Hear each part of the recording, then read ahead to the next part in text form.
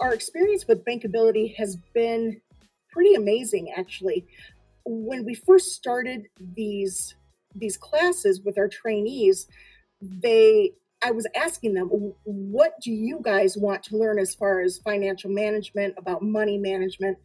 And the things that they were saying is, I want to learn how to use a bank account online. I want to know how to pay my bills online because that's how it's done now.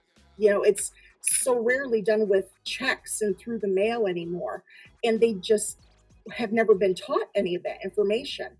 And bankability has allowed us to break that down because it looks like a bank account. It very much looks like what you would see in any bank account.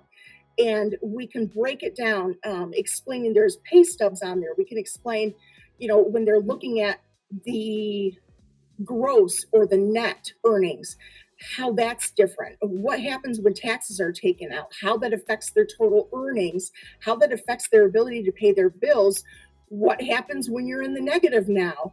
And being able to talk about it in a safe environment is also extremely important. I think especially for them, everybody feels vulnerable around the topic of money, but this has allowed us to really, as adults, come together and say, okay, here's where the gaps are.